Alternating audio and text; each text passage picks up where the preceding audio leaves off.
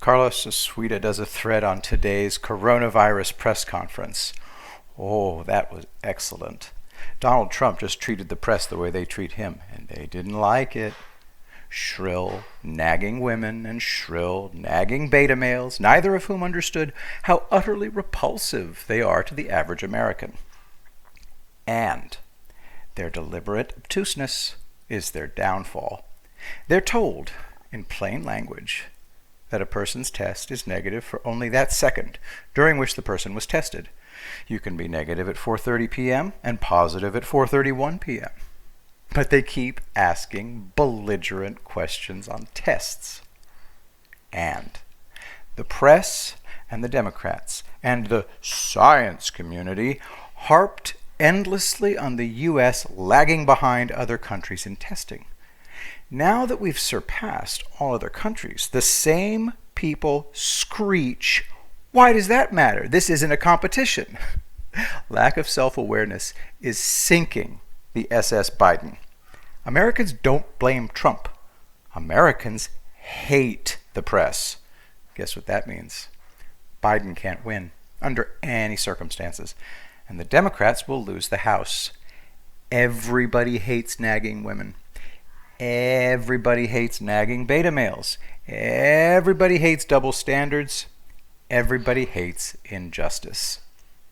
Leftist Californians prided themselves on being arrogant and unpleasant, like the two senator crones they kept re-electing. Now, not so much. The funny thing is, the press honestly doesn't know what Obama did. Journalists think Trump is bluffing. The press didn't worship Obama. The press worshipped the idea of Obama. Barack Obama, the man, was a carnival sideshow. His every failure was simply not perceived. Tim Pool nailed it. Obama has no idea what's going on with General Flynn. So Obama had a teleconference in which he claimed that Flynn had been convicted of perjury. A Judas goat fed him that misinformation, and Obama repeated it uncritically. Obama is one of those people who gives orders and assumes that from that point on everything will be perfect. I've been working for a full year on a presentation I'll give to the right literary agent to prove that I didn't make up anything in my memoir. It's nothing but photos and government documents that took 5 years to compile. I'm still changing the presentation. I keep finding new information that makes me have to correct what I wrote before. I'm still researching. The presentation covers an incident not in the book. There's absolutely no way that I could include it in the book because it's too big, but I can present it to people without revealing living persons and without causing trouble for myself or others. Have you ever noticed how defensive conspiracy theorists are? Well, I have to be prepared to be torn to shreds without getting angry if I expect people to represent me, publish my book, and get me interviews. Their reputations are on the line. If the book is accepted, I don't care what anybody says after that. I have no plans to argue with anybody who calls me a liar. The people who matter will have been convinced. Never engage people who don't matter. I saw a talking head yesterday say that good journalists are skeptical and confrontational. What nonsense. Knee-jerk skepticism is no different from uncritical acceptance. What you do is you ask questions and you follow them up. Period. If you discover during the course of an interview that the interviewee is lying, you confront them with the lie in the least confrontational way possible. That will keep them talking. And watchers or listeners will remember that exchange. Can you even remember all the times interviews have devolved into fights with people talking over each other? It's a total waste of time. Time is precious.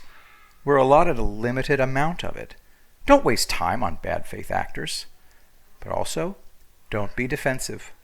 The press is lying about Trump on too many levels to count. He's under no obligation to be the whipping boy of shrill harpies and shrill eunuchs. I get zero information from the questions that the harpies and the eunuchs ask. But it's good to see them douse themselves in gasoline and hand Trump the matches. Democrats have too many hurdles to overcome. Illegal actions by the House of Representatives, insane Democrat politicians, horrific reporters on their side, a senile candidate, and now An imperious dolt who broke the law on every level and is still too stupid to mount an effective defense. If and when I get grilled, I'm going to remain calm. If they constantly interrupt me, I'll just sit there in total silence. Maybe I'll whistle. If they ask me if I have any answers, I'll just shake my head and say, nah. I won't read from their script. They'll either let me talk, or they'll end the interview. I'll just pleasantly remain in my seat until they recover their senses or dump me. I'm prepared for anything, and I won't take anything personally. You gotta be smart. That's how you win.